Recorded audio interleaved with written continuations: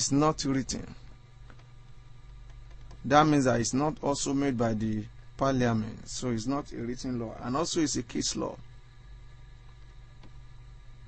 That means that equity is empowered, is strengthened by the decision of the court. And also we have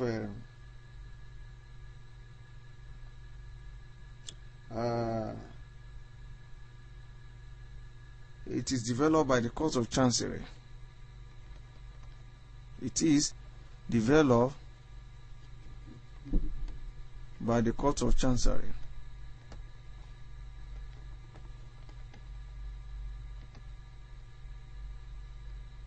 By the Court of Chancery. Then equity is flexible.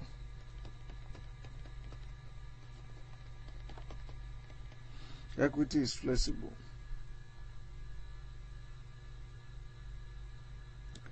Then equity is a supplement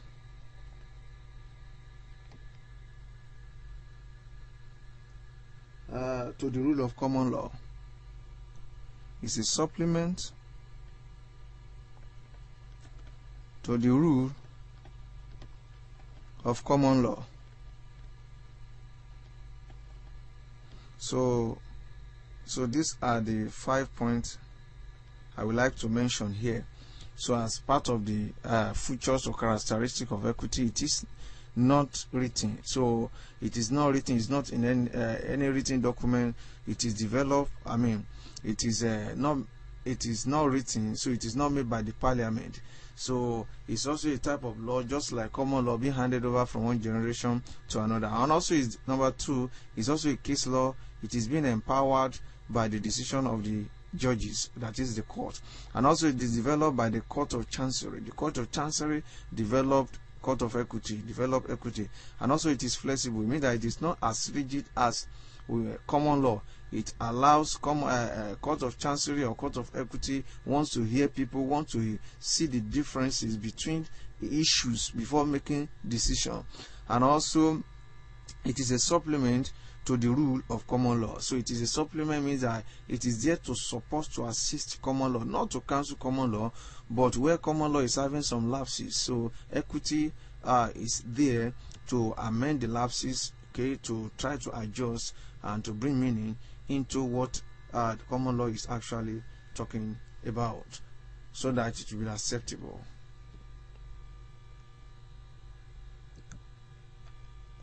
Let us look at status of general application. The status of general application is a statute that was actually developed by the these are law made by the Parliament of Great Britain. So that's why we call it status of general application. So the status of general application is a statute or law made by the Parliament of Great Britain. And we have the applicable date is 1st day of January 1900. 1st day of January. So what that means is that all status, or especially the one in Nigeria, the one we are making use in Nigeria today, we still have status of general application we are still making use in Nigeria. Those were the one passed by the Parliament of Great Britain on or before 1st day of January 1900. Other ones passed after that were not applied or made applicable into the Nigerian judicial system. But those ones that were passed on or before 1st day of January 1900 were made applicable on or before. So that was the applicable date, 1st day of January 1900. And that's why we have an example of status of general application which we are actually using in Nigeria today, and we discover that they are law made on or before 1st day of January 1900. We have what we call the Will Act 1874. Will Act 1874. That is testamentary document, law regulating testamentary document. We have Sale of Goods Act Sale of Goods Act 1893.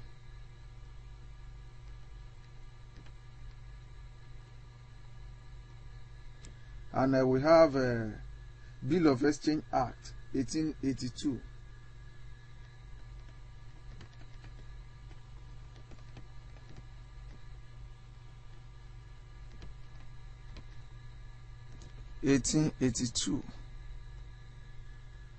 And we have Partnership Act 1890.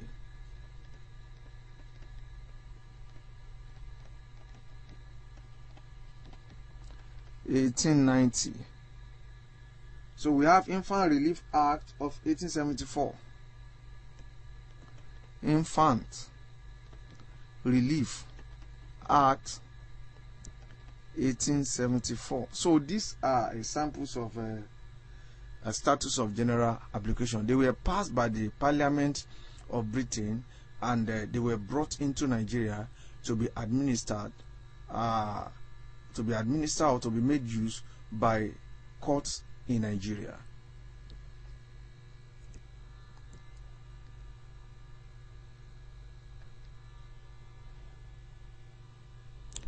Also, we have this condition for the application of the status of general application. That means that in Nigeria, before a status from England will become status of general application that we can make use of, number one, it must be a public act in England, public act in England. So, and also it must be in force at the relevant day, that is first day of January. So on or before this day, it must have been in existence. It must also be applicable subject to local circumstances. Applicable.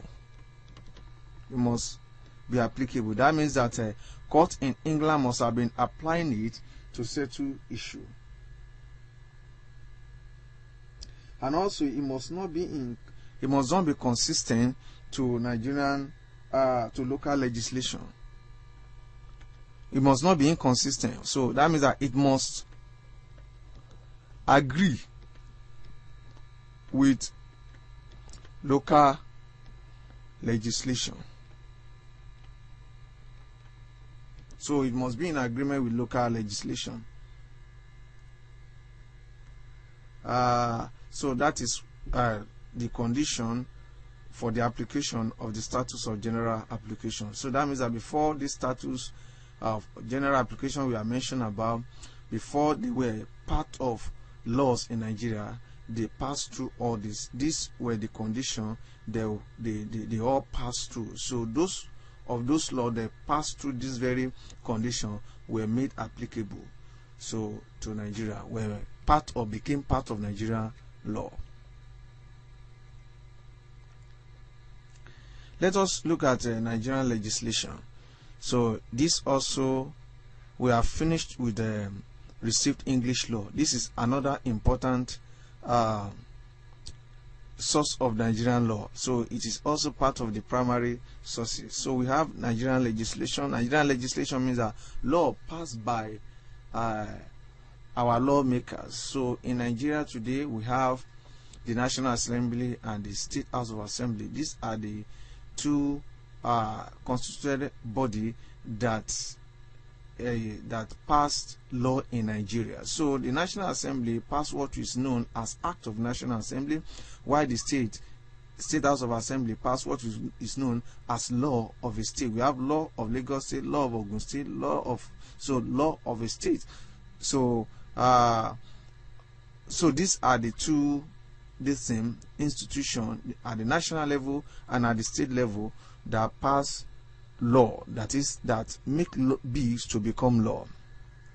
And also, based on what is written here, it says this is the most important source of Nigerian law in recent times. So that means that the law that we have been having in Nigeria today, those laws that we are using are made by our own legislative body. So it is made up of statutes passed by the legislative organs of Nigerian government. Nigerian legislation consists of statutes and subsidiary legislation. So we have statutes. Those are the law passed by the National Assembly or State House of Assembly, and we have, that is what we call statutes. So, and also we have what we call subsidiary legislation. Subsidiary legislation are law passed by any other body apart from the National or State House of Assembly. So we have,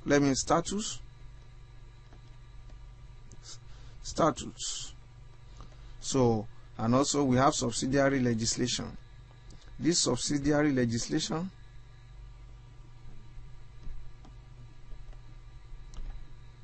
includes law made by the local government and also any other institution empowered to make law. So we have law made by the institution like school, educational institution, where the Senate will sit and pass law. So those laws are the law made by the local government. All these are known as subsidiary legislation. Why they are called subsidiary legislation is because those laws don't pass through normal legislative process. So it is only law from the National Assembly and State House of Assembly that pass through normal legislative process. That is why law from National Assembly or State House of Assembly, those laws are known as statutes, while other ones are known as subsidiary legislation.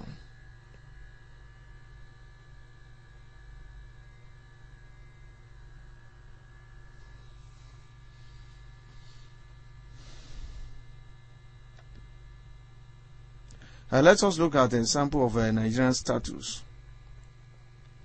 We have the Acts. These are the examples of Nigerian statute. We have the Act of National Assembly. We have the law of a state, State House of Assembly, law of State House of Assembly. We have Act. We have a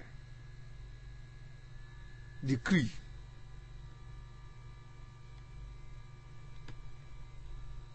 These are laws made by the federal military government. And we have edict. These are laws made by the state military government. So these are examples of statutes we have in Nigeria, and which we are still making use of them today. So let us look at another important source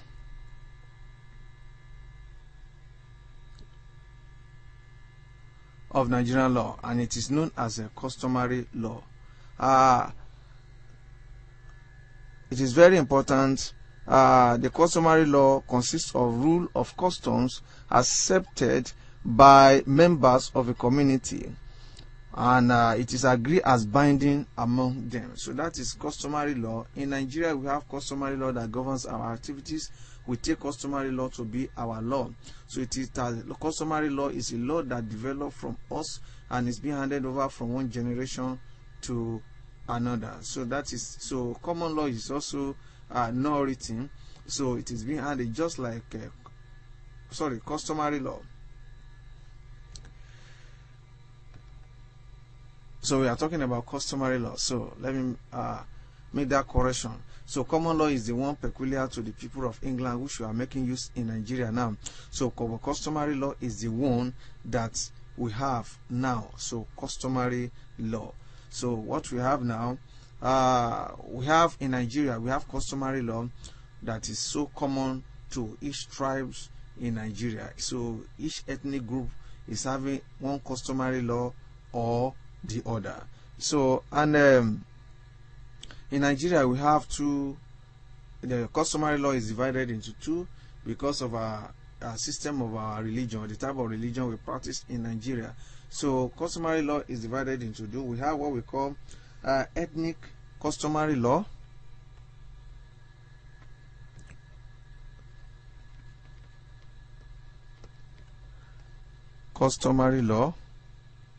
So we have ethnic customary law and we have Muslim law.